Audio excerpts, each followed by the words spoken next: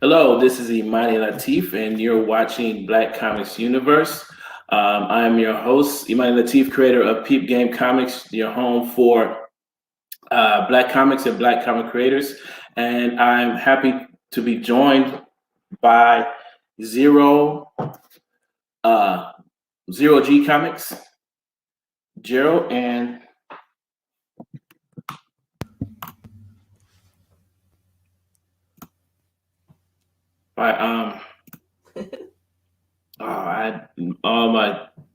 and Kelly, Lord of mercy. How's it going? What's going on, man? Yeah, what's up, you guys? I appreciate you joining me tonight. I was really excited to have this conversation with you guys because I've been talking to a lot of people about creating comics, first-time comic book creators, a lot of writers, artists, the things of that nature. And what I have come to realize was that creating comics has a lot to do with relationships, right? And between a writer and an artist, publishers and those and creatives and things like that, fans and the storylines, all these different relationships and intersections of people. And you guys have a very interesting story because you guys are a married couple who create comic books. Kelly, you're the writer, right? Correct. And Gerald, you're the illustrator. I don't want to be presumptuous. I said everybody, I come to these things knowing a lot about, the people I talk to, but I want to make sure that you guys, give your 20, 30 second elevator pitch as to who you guys are and what you guys do individually, of course, and then as a collective. All right. You want me to go? I'm Gerald Hill. People didn't know me as Xero-Gee. Also in gaming, people know me as Xero-Gee. So that's kind of where the name came from. I am also I am a comic artist, illustrator, and graduated college for just digital media in general. So I started out doing comics in high school and gave up on it a little bit, switched over to filming, but now I'm back doing comics. So yeah, that's a little about me. And did y'all guys grow up here in Toledo, Ohio? Yep. Little born. Mm-hmm. Yep. All right. And what about you, Kel? I am Kelly. I've just wanted to write for as long as I can remember. I've always loved the idea of fantasy and sci-fi being in a modern day setting. So I always just wrote stuff and then met this guy who liked to draw stuff. And one day we just decided, why don't we actually do this together and make stories together instead of keeping them separate, since we ask each other opinions all the time. So for the last 15 to 20 years of my life, I've just written down short stories or written down dreams and things like that. And, close friends and family are just like, you need to, put this out there and publish and stuff like that. And as terrifying as it has been, it was really nice to finally put it out there and have other people see me do what it is I do that they had heard about me doing, but I'd never actually showed it to people before. So yeah, it's nice. That's an interesting phenomenon as far as I think we're all creative in that way. It's the sharing part that's the hard part.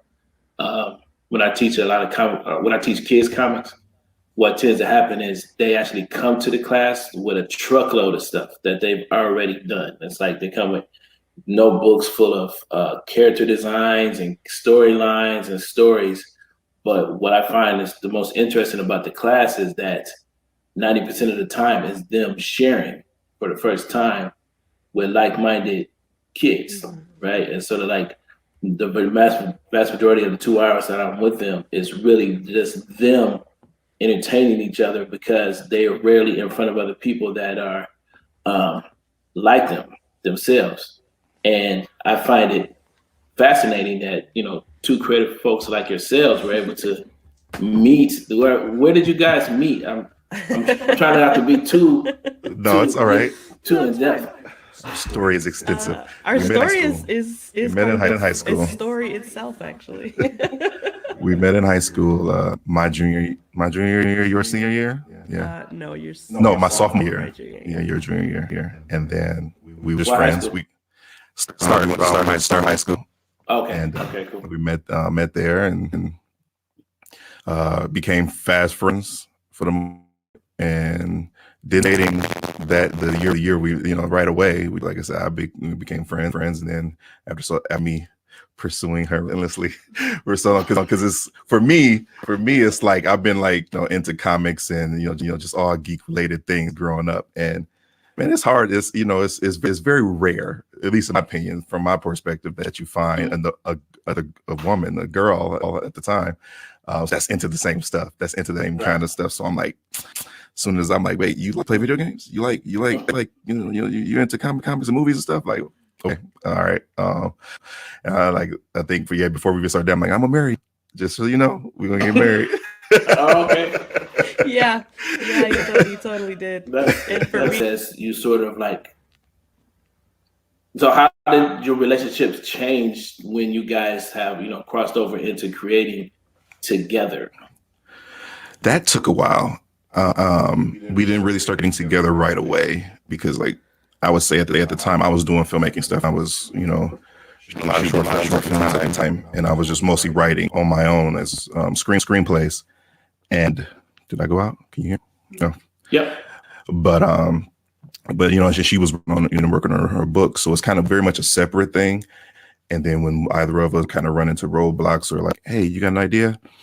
And I would help her with that. And then vice versa. I'm like, can you read this and check it out? But we were very much kind of doing our own thing.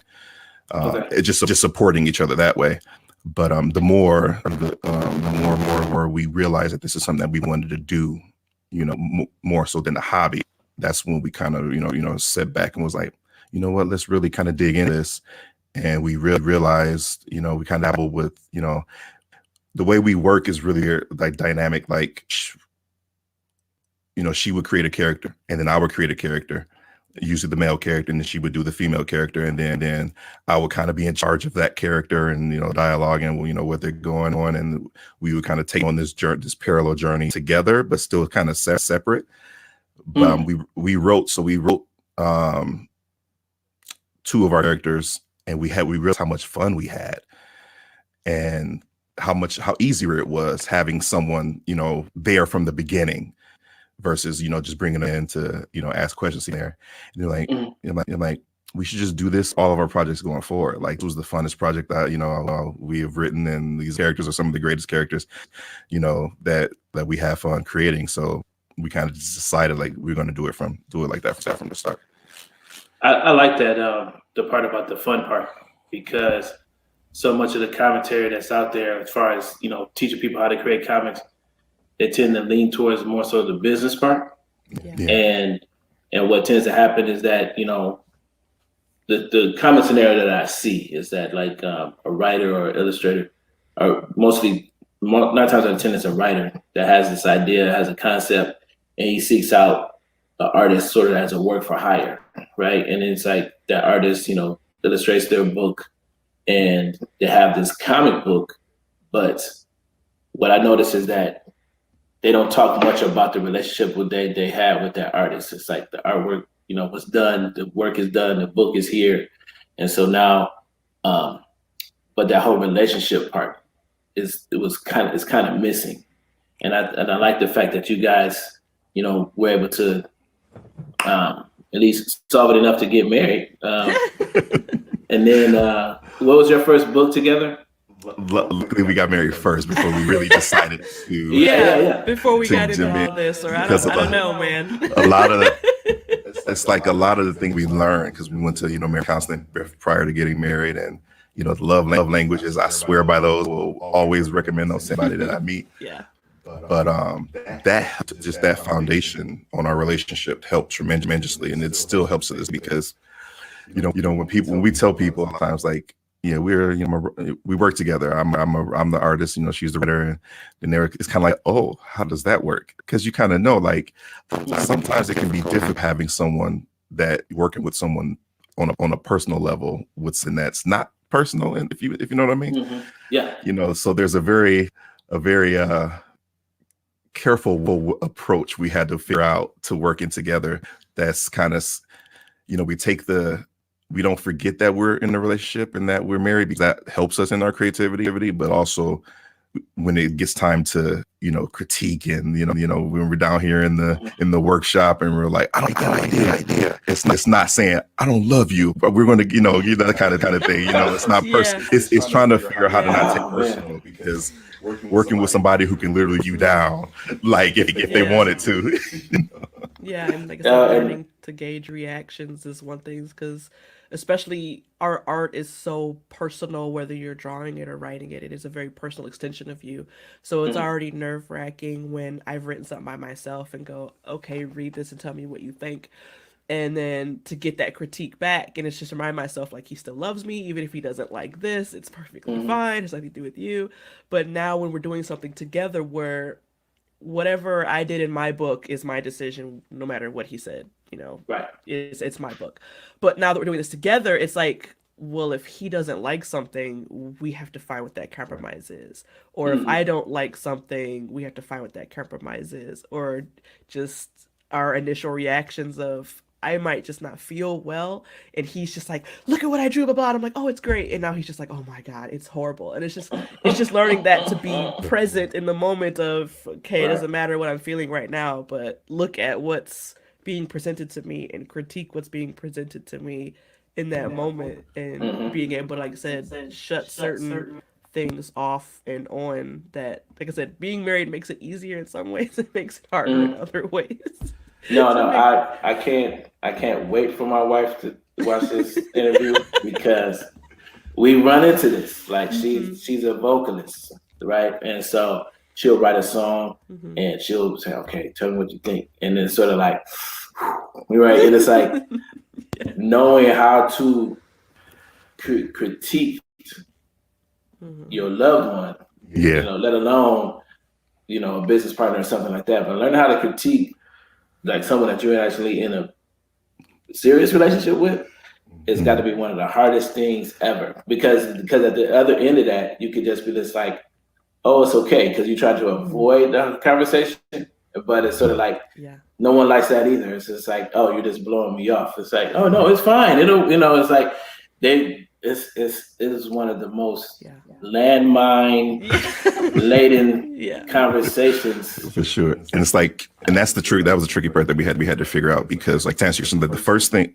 my first comic I published solo. So I use quotations, but solo.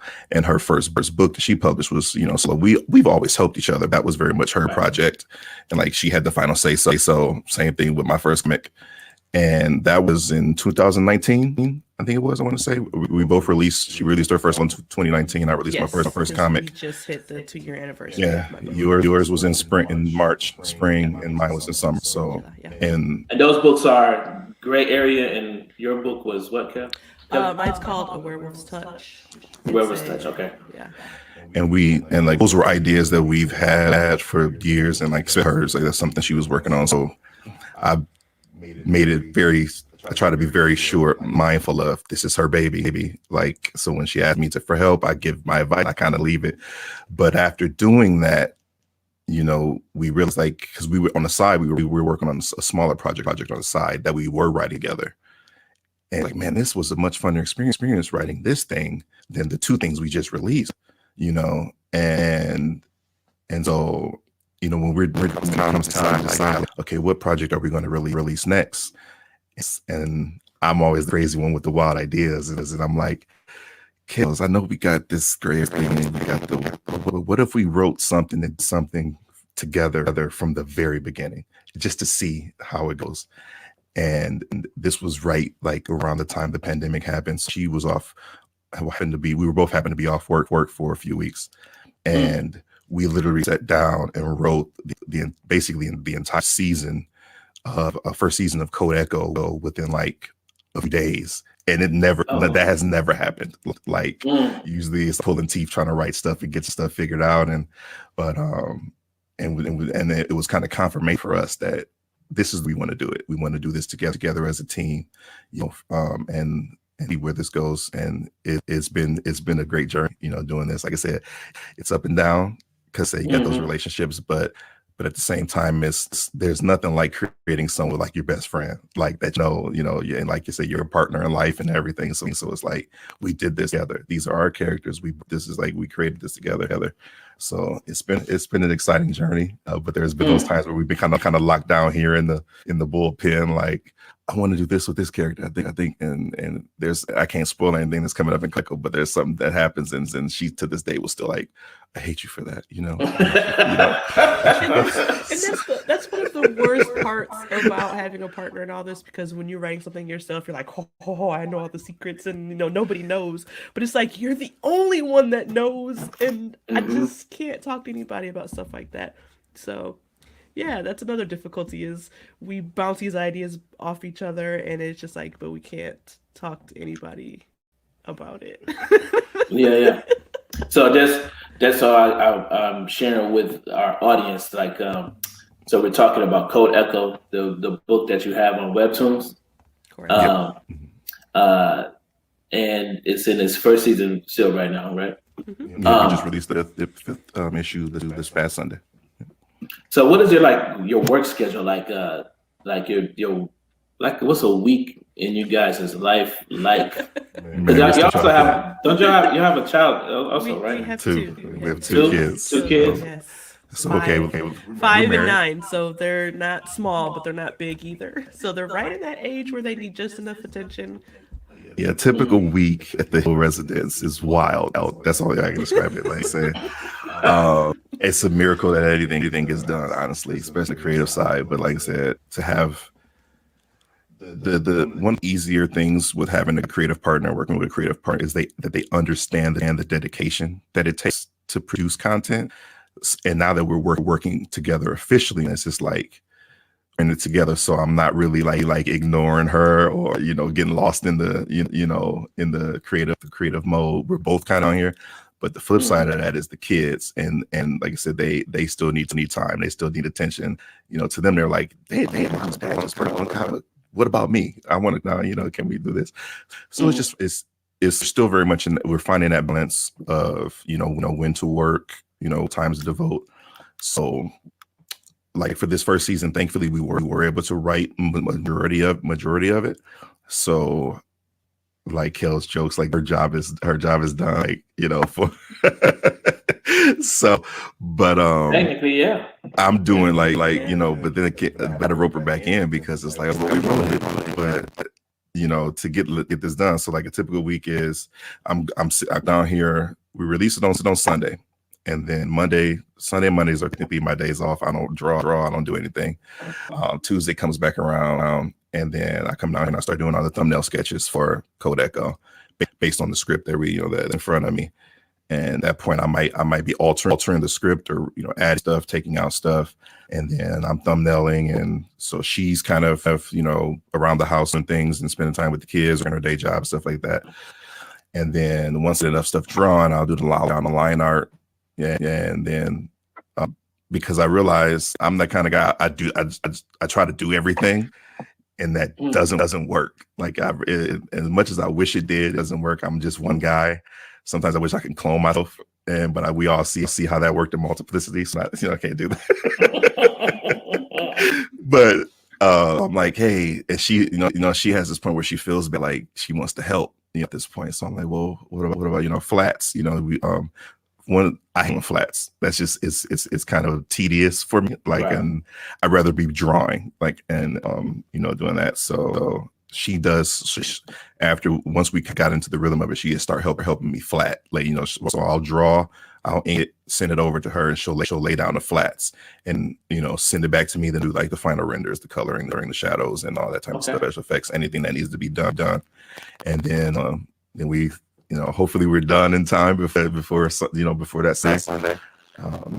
But yeah, that's kind of a typical week. The first couple of days, the bulk of the work in the first week is me drawing, inking, and flatting, and then like towards the weekend, part of the second week, we're kind of finalizing things to get it published. I have a couple of they recommend when you're doing like this kind of webtoon stuff is to have a buffer of episodes done.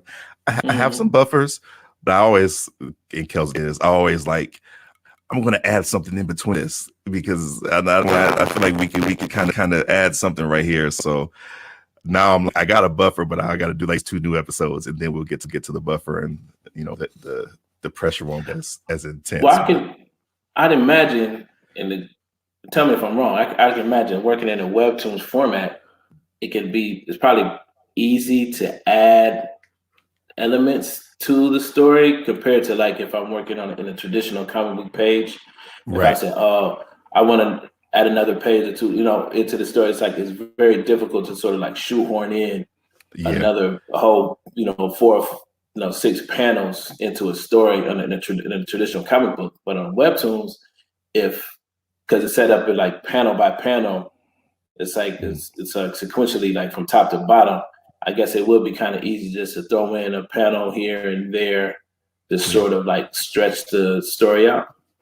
Yeah, it's definitely easier. Like Gray Areas was a traditional comic, and there was no way, it's a 36-page book, and I'm like, once I sign off on script, ain't nothing getting. There's very rare I'm adding anything, changing anything, because it's harder because it's a fuller of a more of a complete story in that issue.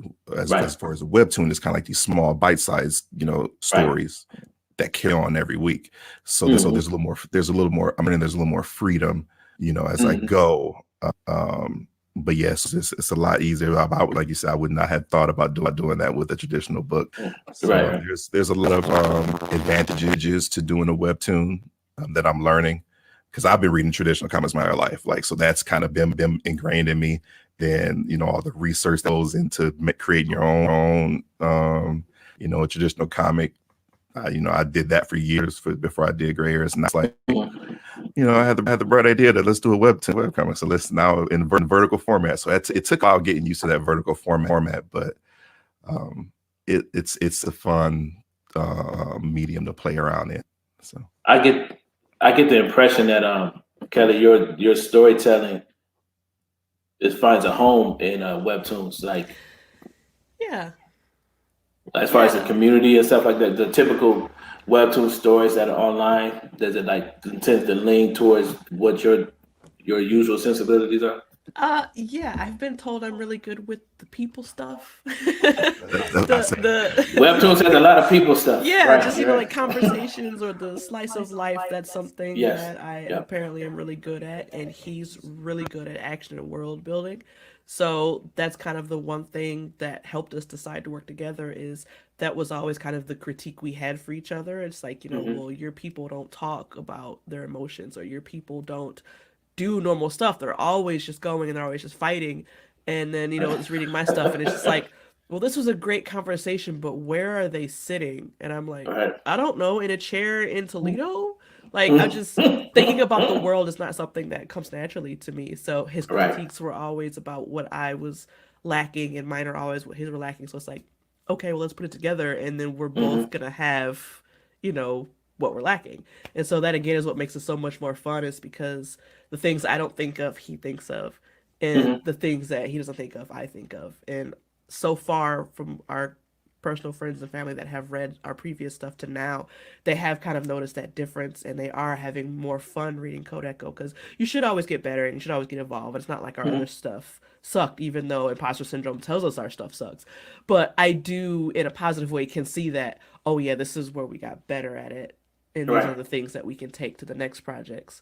So yeah, I like writing people and conversations and that whole realistic thing. And like I said, Webtoons is full of that slice of life, Hmm. romance, peoply stuff. And I'm like, okay, Yeah. I think I'll be all right over here. It's ironic that I tell her she's rubbing off on me because there are certain episodes where like, all right, we're gonna have a big mecha battle that carries on, and I know you probably know this, but like when you're writing something, it seems so small, so short, but when it comes down to drawing the panels, it's like doubles the size. Like so, you think something Yes. on something that's written takes like 3 seconds to read or get Hmm. through, but it's like man, now I got to figure out how to make this one sentence into this full blown visual story. You know what I mean? Yeah.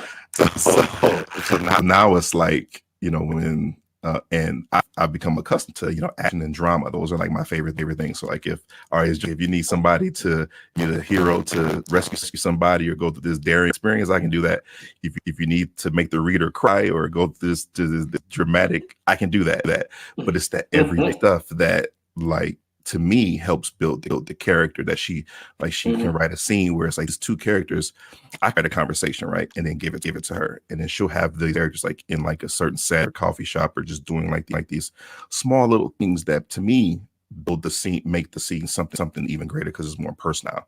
It's not just about we got to go to point A and B, save the world, take out this guy, do this. Now it's like now it's these, we're putting these relationships between these characters, and now it got to the point where I'm actually looking forward to those moments, because as an artist, that challenges me in a way that I'm used to. I'm not just drawing somebody punching or kicking or shooting the gun. It's always like, man, like how do I draw this emotion that you wrote, that she wrote down, and try to capture that in a way, that's my style, and so it's kind of it's really cool. It's like we're challenging each other at the same time, because now I'm looking to her like, okay, I need you to write some, these characters in this everyday scene, but the world's on fire around them, and she's like, what? All right, nuclear holocaust, go. Right.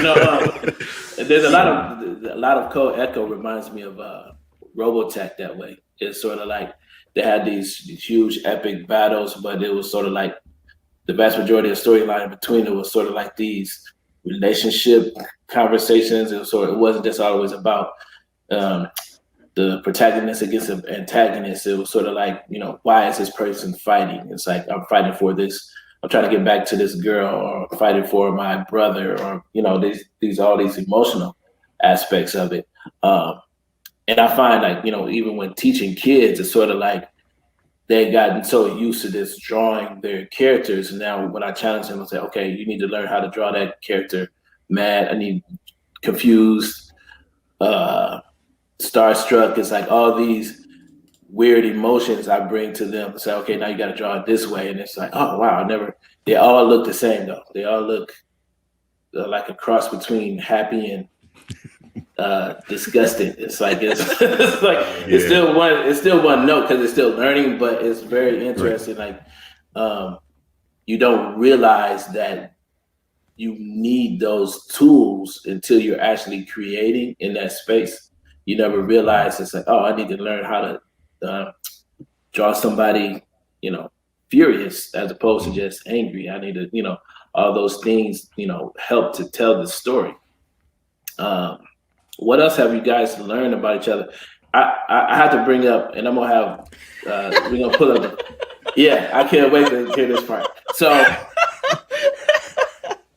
okay, and it's like you guys are a lot, and this is another one of the things where you guys are a lot like me and my wife. When we don't really drink, but when we do, we get real giggly too. It's like we're just having fun, And you guys said, so I saw on Facebook that y'all just had like a night where y'all were writing and putting together a story, and y'all had like the what was it, Captain Morgan Yeah. and some It was the like Was it orange? orange vanilla rum and some orange Fanta vanilla- orange, orange Fanta vanilla Coke. orange pop or something like It that. was Oh orange yeah, vanilla orange. rum and orange vanilla Coke. Yep. I'm gonna do mine with Fanta orange. That sounds fantastic because those were more vanilla flavored than orange. Yeah, I think I'm gonna do Fanta orange. What was that night like? Like, what? Well, And did y'all get anything wasn't- done? we're not big drinkers, Right, we okay. might have like a margarita a year, or he'll drink. I like the fruity stuff, and he likes beer. He'll have a beer or two every few months. I'll have like something. So I have never really been drunk a day in my life. So it's been my goal. So- to see what she's like. So it was always like a glass of wine or something, and we were always at home. So it was just like one day we'll just see what happens. What's gonna happen to you if you just get wasted? And I'm like, okay.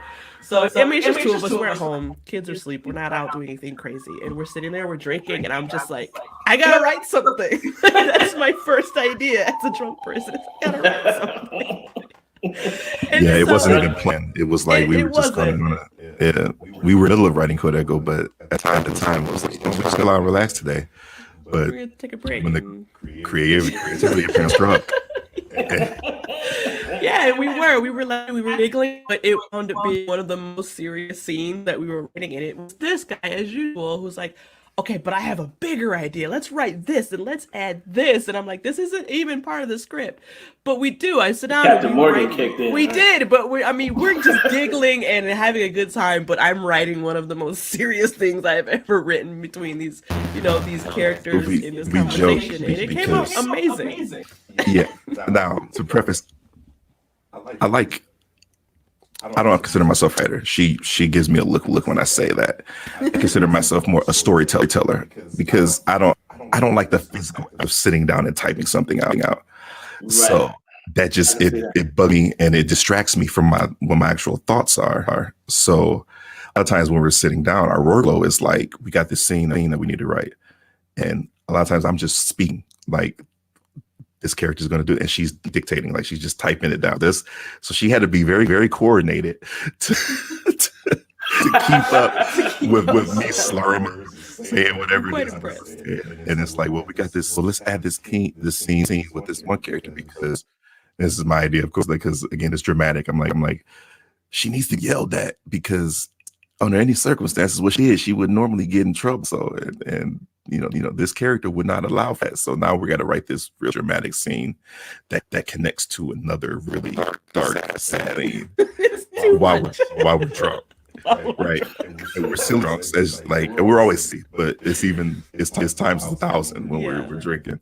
So now it's like I'm spouting out these lines of this character, and we're trying not to laugh because I'm trying to be serious and get the point across.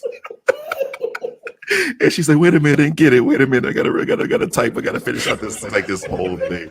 But so we finished the scene, and it's like, well, would you like to read? Let's read it back to see what because it's probably terrible. We read it back, and it was like, this is. Were y'all sober when you read it back, or was this? No, we were. Yeah, we were sobered up by the time. Yeah, we sobered up. Yeah. We checked it. It was like, So it was still good. 2 days later, Yeah. it was still good. Yeah. Yeah, we went back and read it, and I'm like, this was actually really good. Maybe we should do this more often.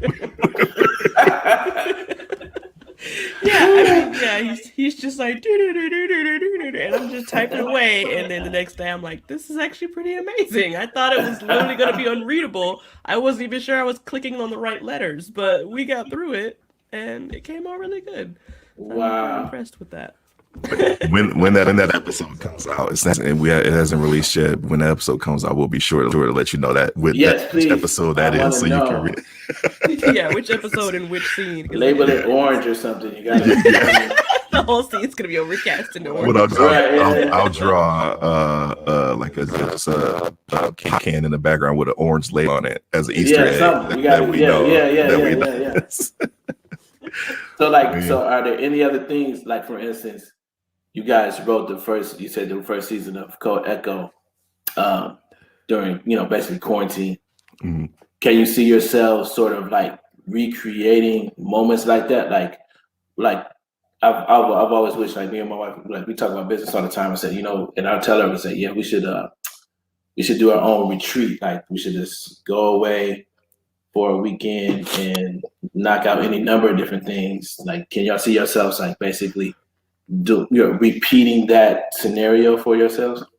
We're gonna try very hard to, because it was a blast doing it. Like, that's and the energy that it's like always, just remember the energy that we had doing writing that, and to be able to try that in the bottle again. Because I had a bunch of other projects lined up that we were working on in the background, and we actually had like a couple of years, like a year ago. I'm bad with time. She'll tell you, like, something that happened 10 years ago. I'll be like, that happened 2 weeks ago. But not too long ago, we went on like this train ride, and it was like it was for this thing called NaNoWriMo, and so went on that, and it was like an hour or two where we went and we sat down. We took our notebooks and our journals, and we just sat on a train ride, and we wrote to another project that we're working on, the Black Fox, her Black Fox series. That was fun. Yeah. So those. This a prose book. This is another book. That one is a full-length novel. That's a novel. That's unofficially when we started writing together, because it was my idea originally, and I started writing it, and it's just all of this character stuff was coming out. And like I said, he had the guy, and I just kept asking him, okay, so what would he do? So what would he do? So what would he do? So eventually I kind of drug him into helping me write this book, and he realized how fun and awesome it is to do this together. And so that's kind of where we started writing together. And then he was just like, but I have this crazy idea. What if we write this mecha comic and put this book aside real quick? And I'm like, okay. So we still do have that book in the background that we are also writing together, which is very fun, sci-fi, futuristic sort of thing. He's the sci-fi guy, so he always drags me to these sci-fi stories. And I regret the time, because sci-fi is, like, to me, is one of the hardest to draw. Like, and I'm like, why do I keep picking this stuff? But just, I tell people, Kodak was like our love letter to our childhood, and things that we love growing up. 80s music, anime, giant robots, and those classic, like, team up, the team up cartoons, Turtle, and just all this type of stuff, Voltron and all that stuff. So Codeco has a lot of inspiration from a lot of that, and we're like, you know what? I see it a lot in the character designs too, like their outfits. I think one of the mechs has a ponytail. It's always like, how far do we want to go? Like, like, and we're like, we're just having fun. Like, it's just like, I'm like, what do you think? Go ahead. So check this out. So to that, like, you guys are creative parents, right? So how do you compartmentalize, not just parents, but y'all just, creative adults, how do you compartmentalize, like, basically when you guys create something? I can see, like, you might create something that's for you guys, like, it's for, it's just for y'all. You're sharing it, but it's something that you write, for each other. But do you find yourselves, coming to the table and say, okay, now we have to write this thing. This is going to be the thing that we write for our kids. We want our kids to really, appreciate this, or say, oh, this is something we got to do for the culture. We want, it's like, how do you compartmentalize all those things? That's we've actually this conversation, because what I'm gonna get serious for a minute. Gray area is that was my foray. But if it featured a Caucasian guy, the guy on the redhead guy on the cover. And as much as I love that character, I love that story, there's that part of me when I released it that was, man, like, I want to see somebody like me on the cover, though, like that, because, like, we get it from all these other all these stories. Now I have the ability myself to create that, so as far as I'm like, I didn't know what it was or what project that was going to be. I'm like, I knew I kind of had this internal conversation with myself, but the next thing I do is going to represent the culture. It's going to represent people, not just blacks, but just people of color in general. And we need more of that. And so when we started, when I came up with the idea of Code F, I knew like, okay, this main character is going to, he popped in, like, this is what he looks like. This is how he's going to act. And we decided that Code Echo was going to be that project, that it was going to be that project that, like Black Fox series is very mature. That's very much mature. Even the gray areas, has mature bits, but we kind of wanted Code Echo to be, wow, it has those some moments, but it's not gratuitous. So, but we knew that, okay, I want our daughter, our daughter to sit down and be able to read and to be able to see this. When we came up with character Lorelia, which is the main character of the story, it was important just to show this strong female character, and have her be a person of color. And that was like a state, like, but in a way, like, we didn't want to like shoehorn it and make it, overdo it, but just kind of make it as natural as possible. Like, it's more so, she's just as badass as any of these guys out here. And that's just the way it is. That's the type of character she is. If you then once trying to start drawing in and conceptualizing it and getting a lot of the concept art, it just became this really, really diverse cast of people that, and it looked good, and it felt to me, that this is the world I want to see. This is the world, that is out there, but we don't, media doesn't show it to us, So it was very important to be able to do that and not alienate anybody, but it is what it is. Like, this is our story. This is the story that we want to tell. These are the topics we're dealing with.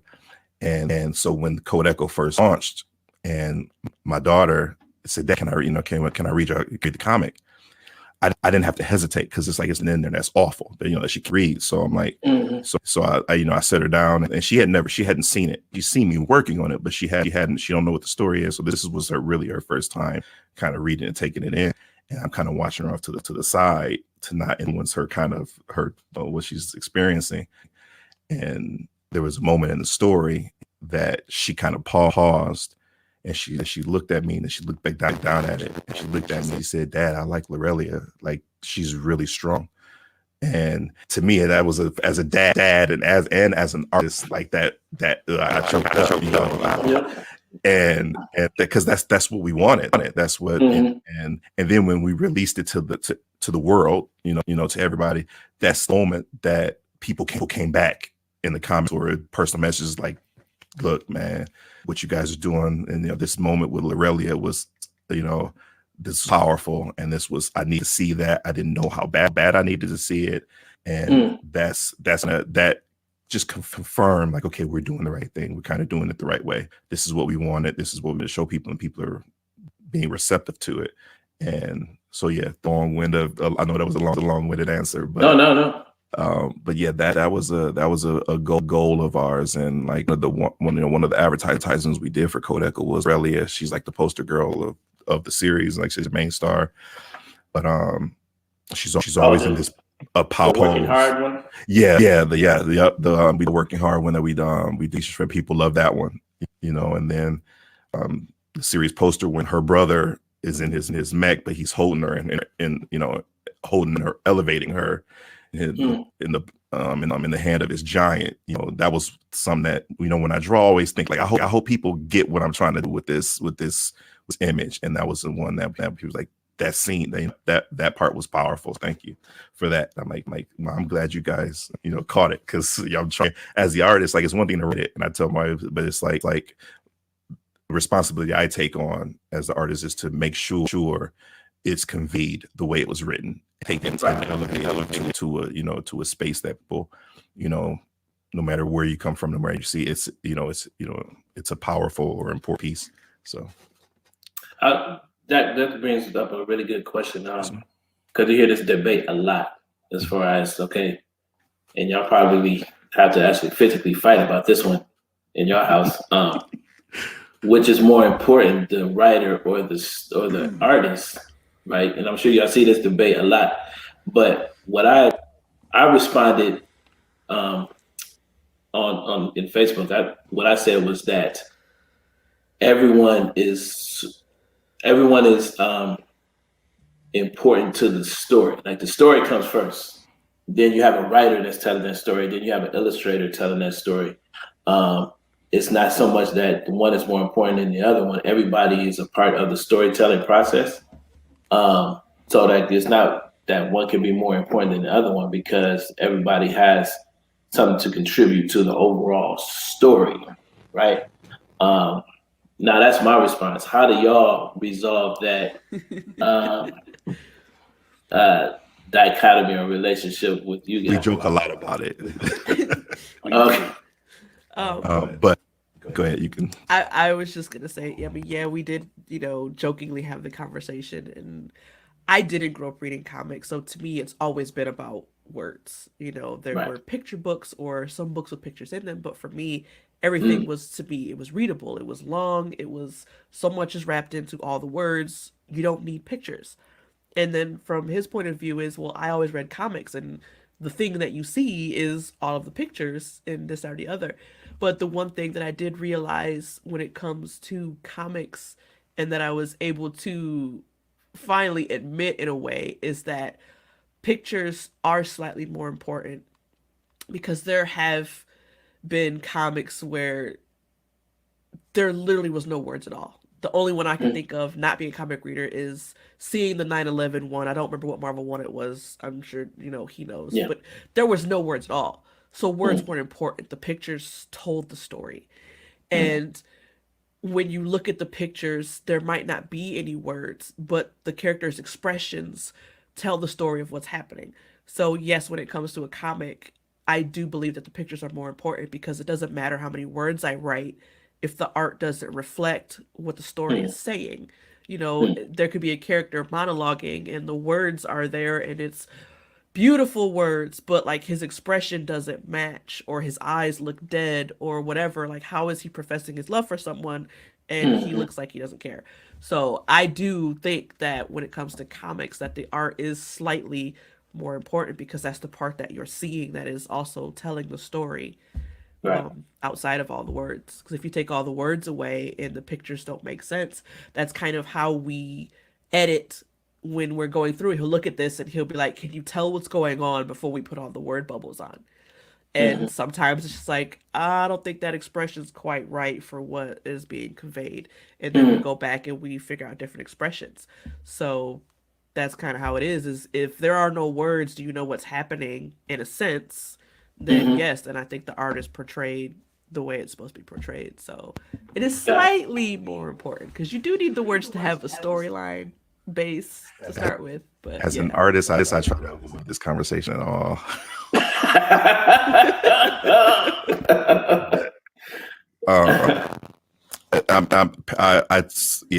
We've come to an understanding with, and I think the thing that helped me understand her, the writer's perspective, vice versa as the artist, that she is more so the novel based. She more is the writer. I'm the artist. Now I get to see firsthand how difficult it is for her when we have to go through and try to write this stuff. And then like now she gets to see the process that an artist has to go through and the responsibility that they wear. So I would say no one is more important, but I think there are stages. There are stages as at which one they shift. Because in the beginning, the writing is key. You can't have anything without the writing. But then at some point, you pass the baton to this, and now it's up to them to in my opinion, take the story further, to take it from words to a visual medium. And I think me working in the with the film world for a little bit kind of helped me understand that there's so many moving parts, so many people that it takes. I always tell people there's a reason you see so many names in the credits at the end of anything, is because it literally takes that many. But with our stuff, it's just two of us. So in that way, we rely on one another that much more, because it is just the two of us. So with like I said, with the writing, I wouldn't say one is more important. It's just, it depends at what stage of the creation process you're in. So, and like I said, and you have to, I think, egos aside, you have to be able to understand that we're past the writing phase and we're into the art phase. So it's okay that is kind of taking the driver's seat, and also like vice versa. Because there's times I'm drawing, and like I joke with her, like when we wrote the Code Echo, it's like as we're going through it, we don't write every detail, So it's like I'm going through the script, and it's like this dramatic conversation, and it's like Grant does this, and this is small. Grant fights 3 people, and that's it. And now me, I'm like, hey, all right, get to work. Can you elaborate? Yeah, that was really a mind-blowing concept. Making comics is just like, for me, I can sit here and in 15-20 minutes be like, look, I'm sorry, I just knocked out like 2-3 pages. In 20 minutes, he got one expression that happened at the beginning of page 1 for me. And it's just like, wow, that was a really eye-opening thing to actually see the process of how long art takes for drawing. So yeah, I could write the script of 20 pages, but that would be like the longest comic book ever, because literally one sentence can wind up being 4 different panels worth of stuff to do. So that's one thing I did have to learn, is to kind of tone my writing down a little bit into more of like short story type formats, because I would describe and this, that, or the other, and he's just like, I just need to know what happens so I know what to draw. And I'm like, so Grant does this. And then it's like not detailed enough. It's like, well, no, I need a little more detail. I need to know what is happening, and I'm trying to find that medium of writing enough. Happy medium of how much detail I needed as an artist, and and how much detail she needed to write as the writer. For art, it might be different for everybody else, but for us, it's like a little bit more than that. Then he fights 3 guys. Sometimes, like I said, I am the action guy, so I can figure that out. For the most part, as long as we know what the story is going on. But it's just every panel, everything we write is a constant learning process. Like, and sometimes we have to switch things up, or it's just this way isn't working. So like we were doing an episode before, and I'm like, okay, we're about to get to this episode next. I feel like they need to have this conversation needs to happen right now, and that turned into an episode. And I said, I had to, and she was like, well, you can write it. I'm like, I don't know. You just added a whole scene. I don't know what to tell you. So yes, it's that thing. Help yourself. It's your idea. So when I sat down and I wrote this, and I'm like, this is like, on paper, it's like 30 seconds, and now I'm like, Kels, now this is I'm gonna shoot myself in the foot. I shot myself in the foot, because now this has turned into one whole episode. But it became one of my favorite episodes because of the writing. So I tell her, it's like, when you write, don't hold back when it comes to the story. Never hold back, because to her it's like, oh, but you only got these little comic book bubbles and this. I mean, but yeah, I'm like, we can figure out how to make it work, because my job as an artist is some things might not need to be said. As long as you write it, I know, okay, this is a line that needs to be in the bubble. This can be 3 panels of no text, but more emotion and visual showcase. So I said, no, don't hold back. I don't know. I don't even have to say like the carpet, the plush carpet was melt like this and stuff. But you can go ahead. That makes it easier for me to draw it. I work in publishing for the Toledo City paper, and it's sort of like, it's kind of the same thing. It's sort of like when it's almost like when it comes to copy, when I have to lay it out on the page, most times I like to have too much that I can always cut back. Not having enough is actually harder to lay out on the page than not having enough is harder than having too much content. And also, as far as your learning process, I actually enjoy the fact that you guys, can you share, because we're running a little bit out of time, but can you share, you guys are on Twitch a lot, right? You guys actually share all this stuff that you guys do as far as the, as far as the webcomic, and, I think y'all do some gaming too. Like what pictures, we actually started that way before. I think you muted. Am I? Oh, no. There we go. Yeah. Oh yeah. Yeah. He decided that he wanted to start streaming his art and his process because a lot of people ask or they want to see stuff. So it's like, all right, 2 times a week we'll start streaming art, and it was just things he was drawing. And Mhm. at some point realized, okay, we want to do Code Echo, so then it kind of became we'll show what of Code Echo that we can. But Mhm. the very first Thursday that we streamed, he happened to stream a very attractive man. All the ladies in the chat loved it. So next week they're like, okay, we want to see another guy. So the second week he draws another guy, but this time he draws a guy like with a little less clothes on.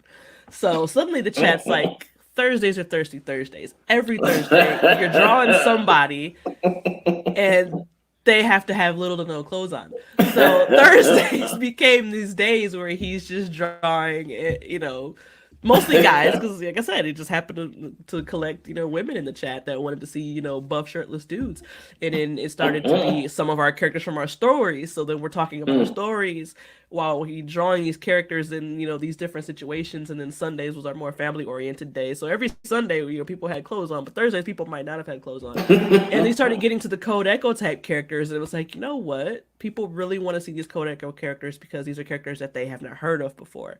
Again, the people that know us, they've heard of our other characters and our other projects, and they know them well. But we keep teasing stuff about Grant and Lorelia and this new project. So he decided that, we'll start, drawing them. So Lorelia actually got to be on a Thursday. And then Grant got to be on a Sunday, with clothes on. So, but then it was like, you know what?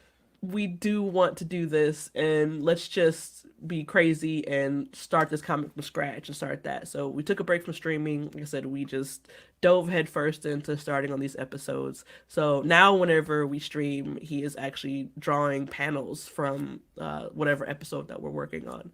And it's really cool now in the chat of people that have read it that are in there talking about, yeah, this part of the episode and this part of the episode and things like that. So yeah, streaming is fun. At first, like I said, I was just kind of it's art. I don't draw. I'm here and I just hang out in a little bubble in the corner. So it's I it's really, it's fun.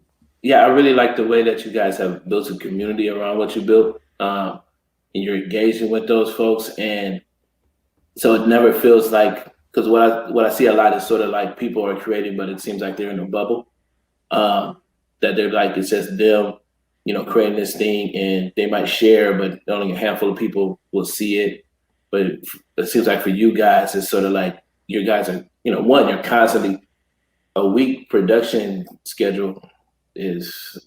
that's no small feat. Number one, number two, and you've been able to and you're in front of your audience on a regular basis, like virtually, and I think that's a really awesome way to build an audience and to create comics because the thing I came into comics thinking that this thing needs to be faster, right? I was thinking like, oh, people aren't creating fast enough, the work's not getting out there fast enough. But what I realized was that no, it takes time, and you got to be able to build those relationships and create this work. And I really commend you guys for the work that you've done. I'm coming up on a minute. They Thank say, you. where can we find you guys and follow you all on social media and get all this Xero-Gee goodness?